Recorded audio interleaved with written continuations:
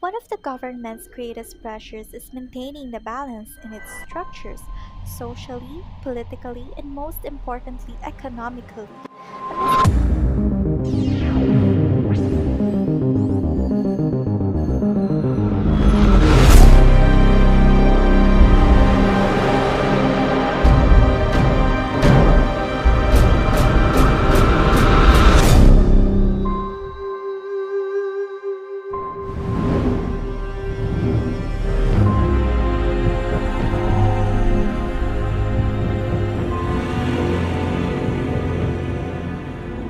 A missing market in microeconomics is a very serious issue that leaves a gap in the economic structure. Specifically, this is an insufficiency where a competitive market allows the exchange of a commodity that does not exist.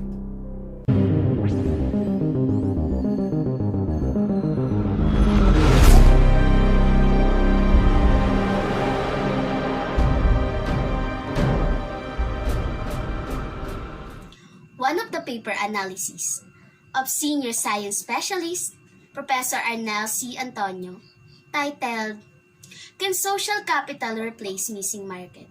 Investigates whether social capital can truly replace missing market and solves the gap in the economic structure. Today, we aim to define social capital, the sources of social capital, its benefits and risks, and its influence and implications to firms and organizations. Good day, everyone. I am Edeline Dorera. Good day, everyone.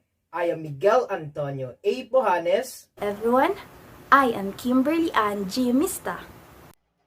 Good day. My name is Christine C. Mandido. And we are your speakers for today. And we are your speakers for today. And we are your speakers for today.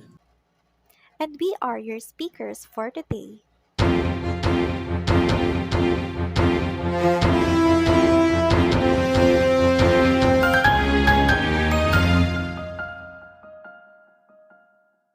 Consider a scenario in which a teacher asks his students to participate in a group activity.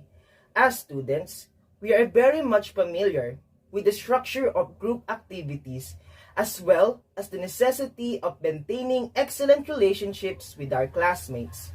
Therefore, to create the best possible output, we are taught to establish good relationships with each other to enhance our collective identity and the group's ability to act collectively.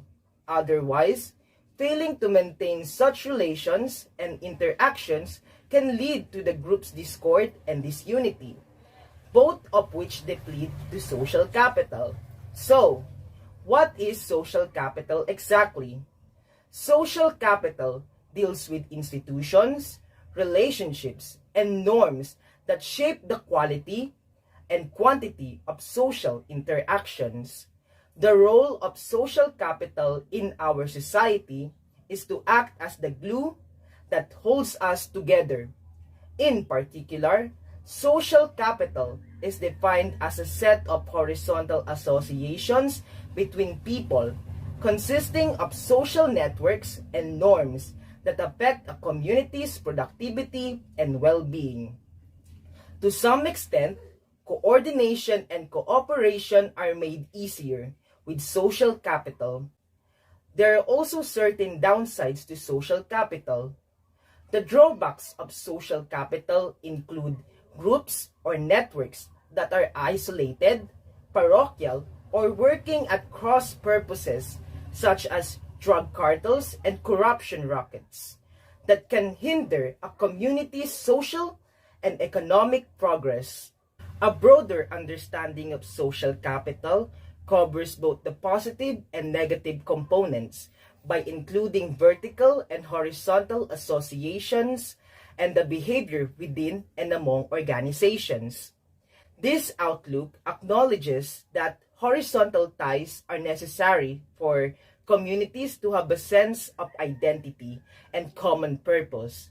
It also emphasizes that without bridging the ties that cross various social divisions such as religion, ethnicity, socio-economic status, horizontal ties can become a basis for a pursuit of narrow interest and prevent access to information and material resources that would otherwise be of great benefit to communities. The most comprehensive definition of social capital encompasses the social and political context that influences the social structure and allows norms to emerge. This viewpoint extends the significance of social capital to the most formalized institutional ties and structure, such as the government, the political regime, the rule of law, the court system, and civil and political liberties. This stance not only considers the benefits and drawbacks to social capital and the importance of forging ties within across communities, but it also recognizes the ability of various small groups to act in their interest, which is dependent on the support they receive from the state and the private sector. Moreover, the state relies on social stability and substantial popular support. In summary, economic and social growth flourishes when representatives of the state, the corporate sector, and civil society establish forums for identifying and pursuing common goals. Each one of us has a unique viewpoint on accomplishing our objectives and obtaining success in life. Some people work with the support and assistance of others, while others work hard on their own to achieve success. In Mr. Antonio's study about social capital, he discusses that social capital has been given several definitions by social scientists. In total, there were 6 definitions of social capital presented.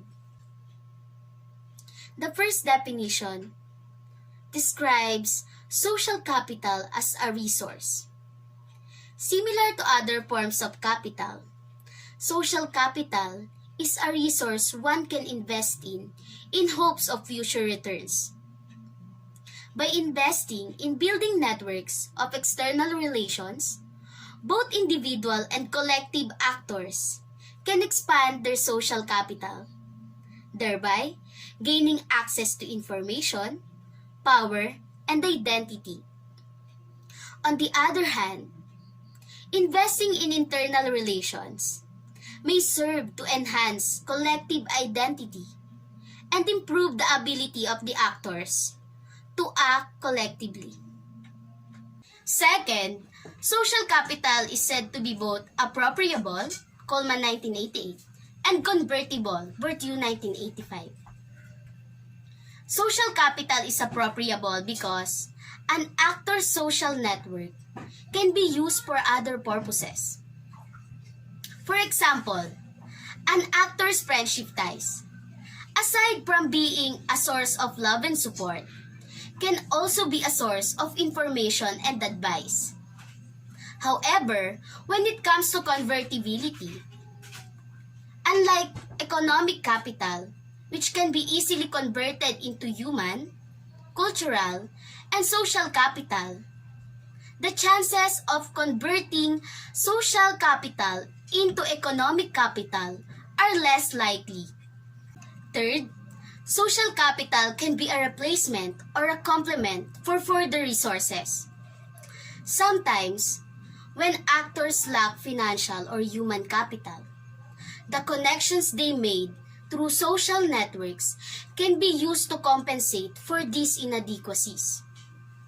But more commonly, social capital is used to complement other forms of social capital. As Lazarzo 1995 puts it, social capital can improve the efficiency of the economic capital by reducing transaction costs.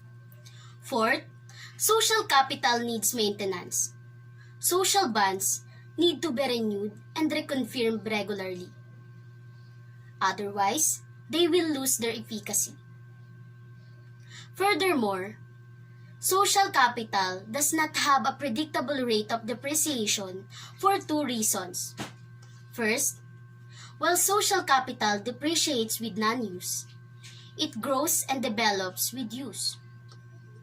Second, while changes in context may sometimes make social capital obsolete, its occurrence is seen as so unpredictable that even traditional accounting principles cannot predict or produce an estimate of its depreciation rate.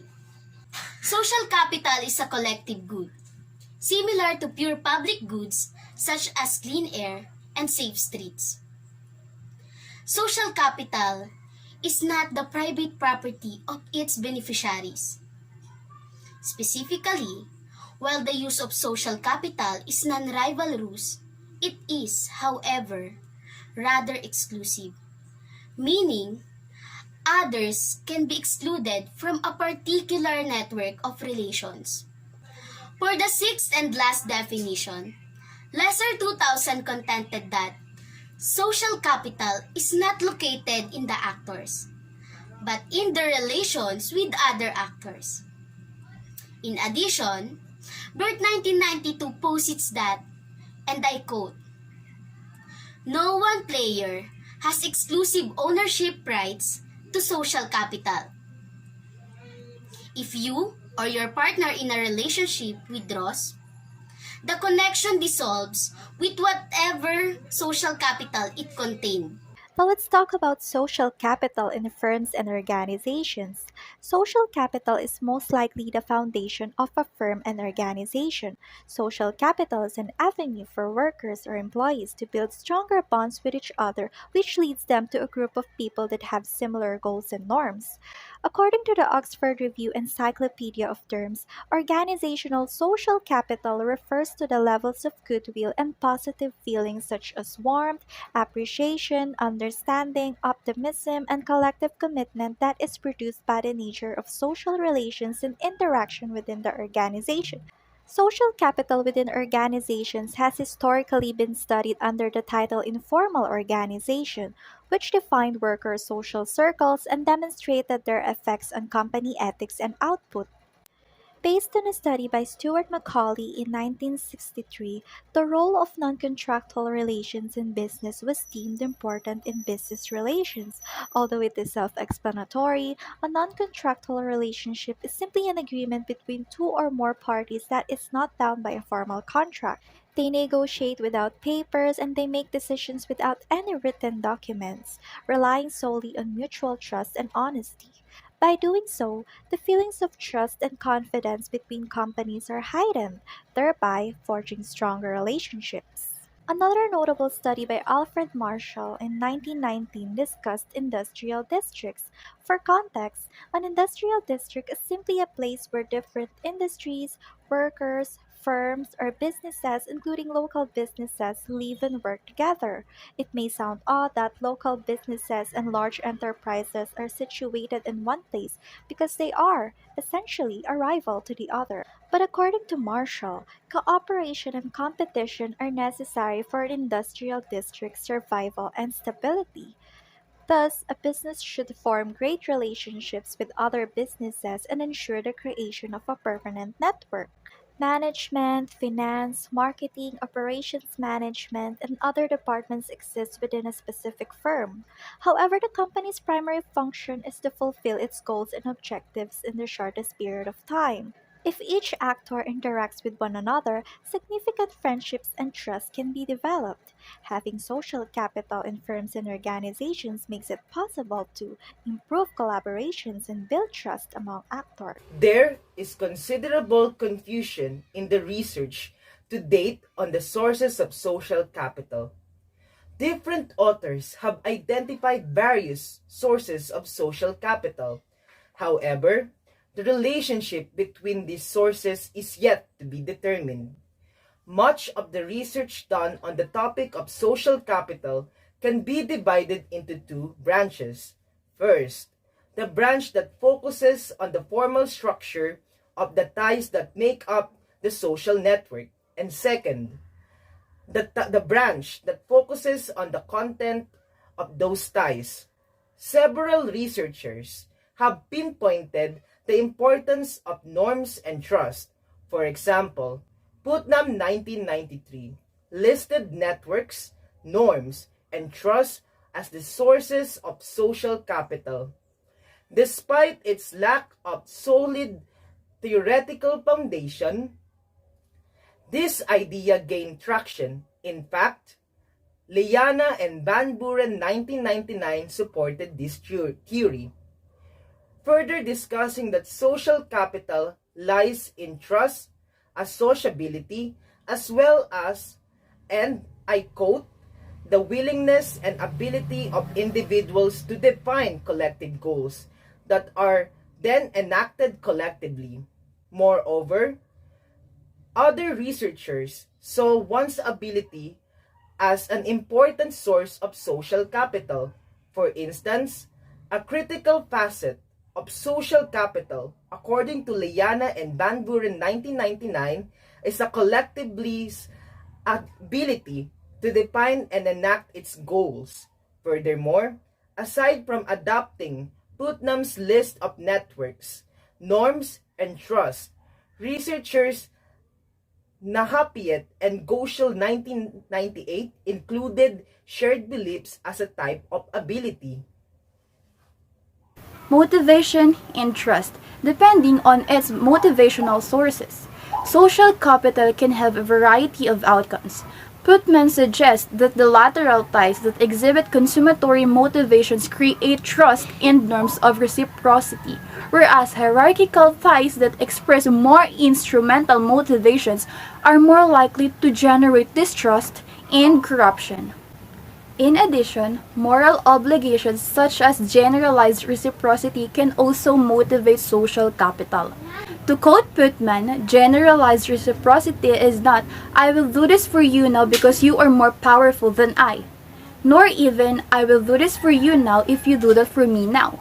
Instead, it is, I will do this for you now knowing that somewhere down the road you'll do something for me. Perhaps surprisingly, social capital and trust are also interrelated. Yet, there is still a debate as to what exactly is the relationship between these two. Some authors equate trust with social capital. Some see trust as a source of social capital, and some see it as a form of social capital. All in all, from these authors' viewpoints, it seems like social capital and trust are mutually reinforcing. Trust is a source of social capital, and social capital in turn produces trust. It is the element of motivation in which both are mutually reinforcing. On top of that, Nack and Kiefer 1996 discovered that trust is linked to civic norms.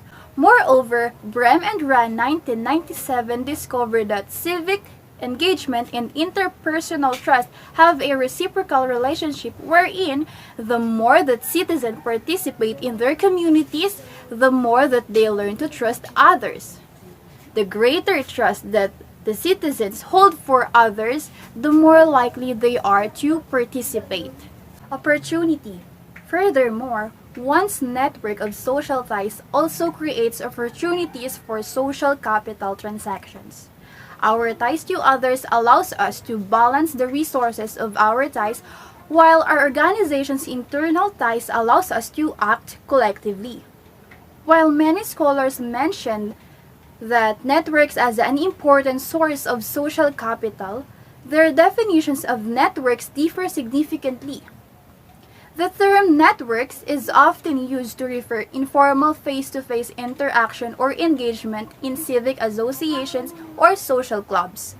Network theories, on the other hand, argue that understanding social capital needs a thorough analysis of the quality and structure of network ties. Ability.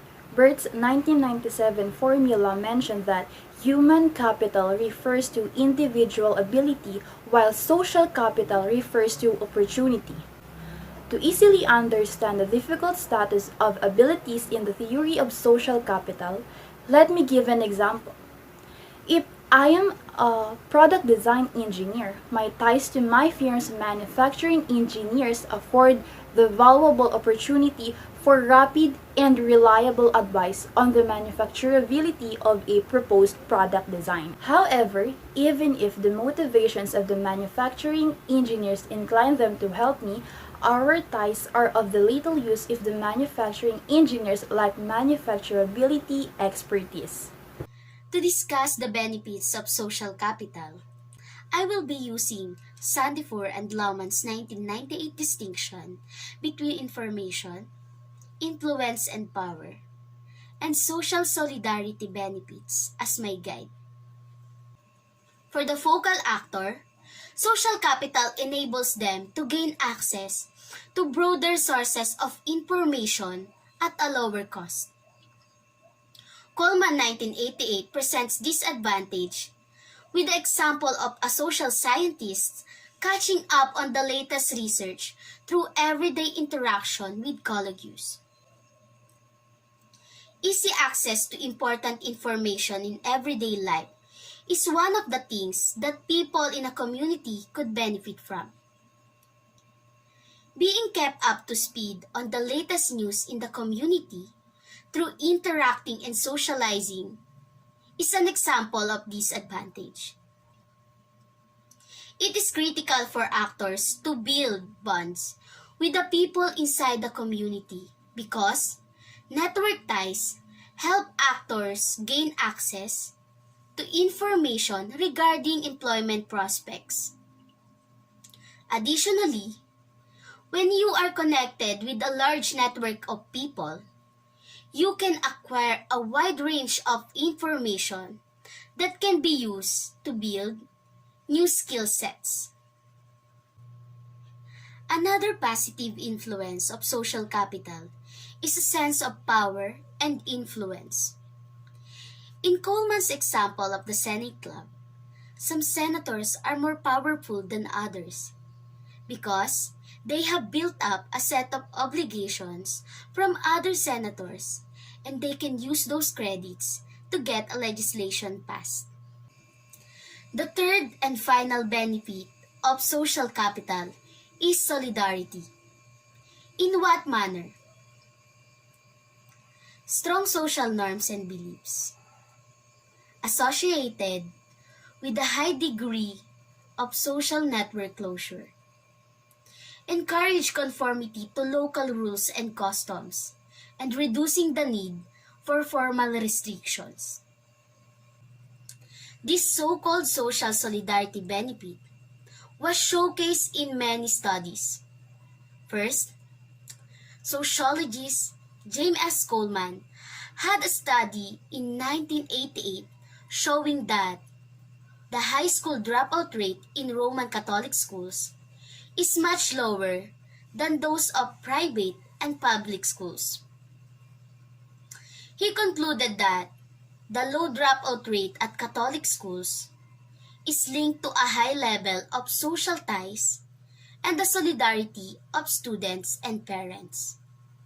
Second, Uchi in 1980 said that when it comes to different types of companies and organizations, the clan type is linked to strong culture and solidarity simply because they have this family-like culture. Employers trust and treat employees with respect just like a family. So, it will be less costly to keep an eye on them during work, resulting in faithful and hardworking employees. And third, based on what Nelson said back on 1989, periodic socialization in a community result in high problem-solving development that prevents the formation of negative energies like grudges or bitterness. Empirical evidence shows that social capital has both benefits and risks, both for a focal actor and for the broader aggregates of which they are a part. Social capital can be dysfunctional and counterproductive at times. Building social capital requires considerable investments in the formation and maintenance of relationships. Social capital investments are neither cheap nor convertible. Therefore, unbalanced or excessive investments in social capital can turn a potentially productive asset into a constraint and a liability. Also, Hansen's research from 1988 showed that project teams with stronger ties took a longer time to accomplish tasks when compared to those with weaker ties. Sadly, in social capital, unexpected benefit can turn into an unforeseeable risk. We discussed solidarity a while ago in the benefits of social capital, right? Well, I've discovered that the benefits of social capital in terms of solidarity may backfire on the focal actor in several ways. Strong solidarity in a group can inhibit the flow of new ideas, thereby resulting in the actor's narrow mindedness and stagnation.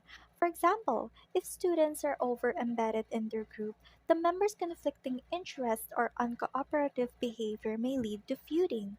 Additionally, embedded ties can also reduce the flow of new information because redundant ties to the same network mean that there are few or no links to outside members who might offer creative ideas. Hence, knowing that solidarity can also be a risk that makes a whole network more prone to extinction, I echo Paul Smith-Dorr's sentiment, which states that the ties that bind may also turn into ties that blind. Furthermore, according to Portis from 1998, social capital creates fee writing problems and hinders the development of entrepreneurship. Strong norms in a community may influence the distribution of resources among extended family members. An example of a fee writing problem is when successful entrepreneurs are constantly bombarded by job and loan seeking relatives. Lastly, strong solidarity in social networks may increase the number of riots and conflicts in a community. These social networks affect solidarity by means of segregating the broader whole. When someone's social capital develops, they gain power and influence, which, if not handled properly, may lead to communal strife and promote unethical behavior. A gang, for example, gets its power through social capital, but they choose to abuse this authority by means of exploiting and destroying community ties. The missing markets. According to Pittinger 2015, a missing market is a type of a market failure. He further explained that a missing market means that there is some obstruction to an efficient free market which would enable a Pareto efficient distribution of resources, but for various reasons, this market doesn't exist. This obstruction could involve poor information, high transaction cost, or the inability to price all social costs and or benefits, for example, through externalities.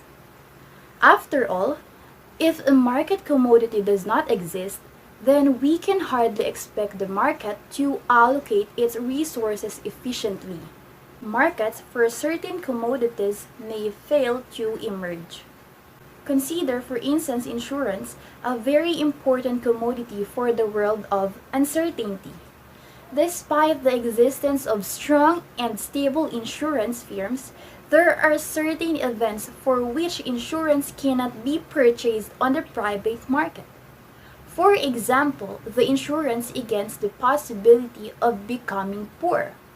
Would a firm in a competitive market ever find it profitable to supply poverty insurance?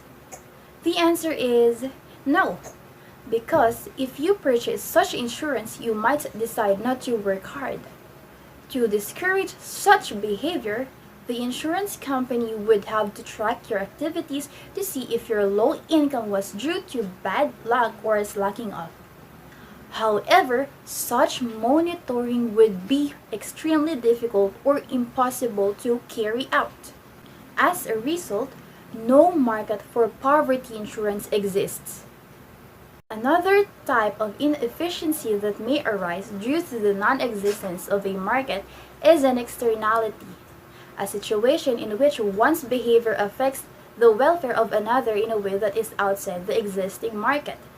Imagine a scenario in which your roommate begins smoking heavily and in doing so pollutes the air, thus making you worse off.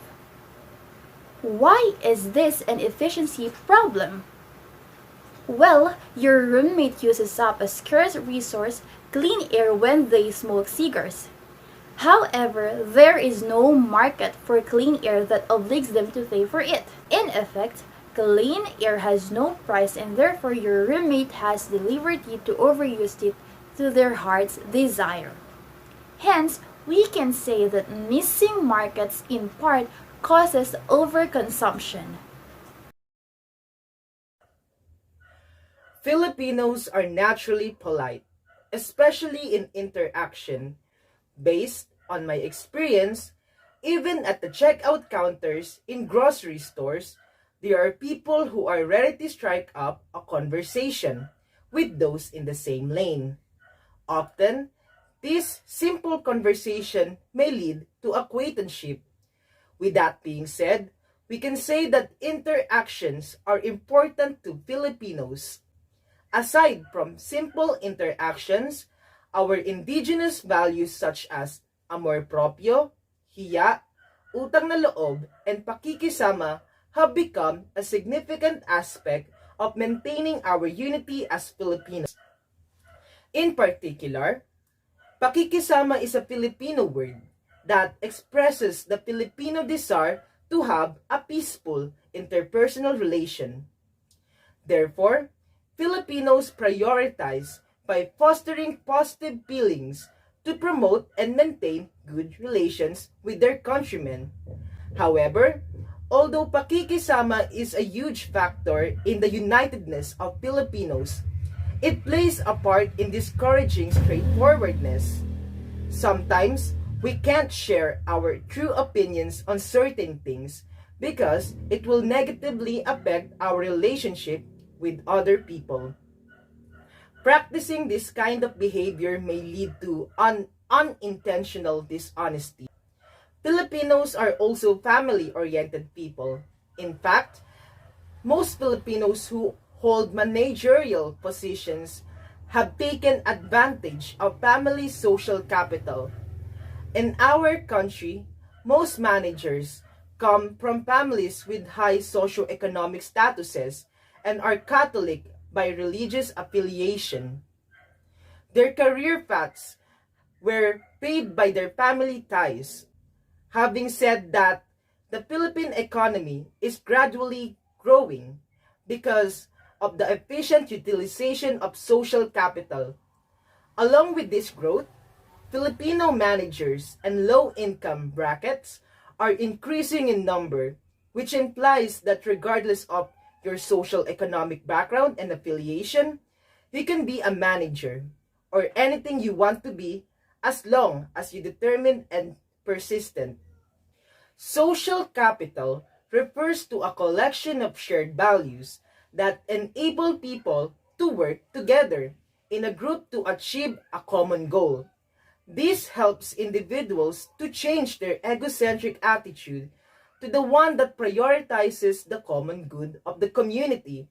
Apart from giving us access to information, power, and solidarity, social capital can be used as a substitute or a complement to other resources.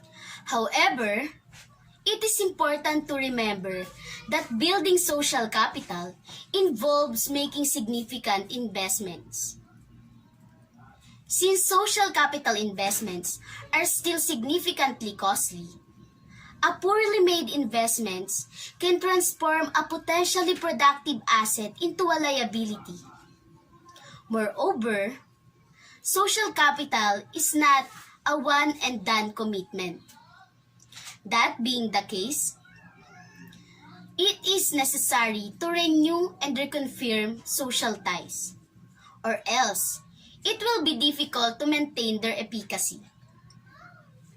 Most importantly, social capital are not owned by those that benefit from it.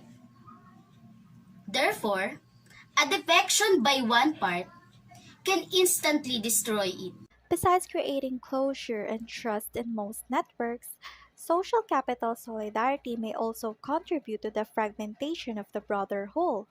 In the end, this may result in the creation of warring factions, rent seeking entities, and the promotion of unethical behavior and conspiracies. Additionally, embedded ties reduce the flow of new ideas, increase internal feuding, block access to new information, and increase the vulnerability of the entire network. Indeed, Paul and Smith Dorr were correct in saying that the ties that bind may also turn into ties that blind. Every market exists for every commodity, and when it doesn't, then the market itself will certainly find it difficult to allocate resources efficiently. Therefore, we can conclude that taking social capital as a replacement for missing markets is a matter of balancing act. There is nothing wrong with substituting social capital for missing markets, as long as it utilized for the common good and not for personal interest that breed corruption, free riding problems, and hinder innovations or entrepreneurship. Thank you for listening. Thank you for listening. Thank you for listening. Thank you for listening.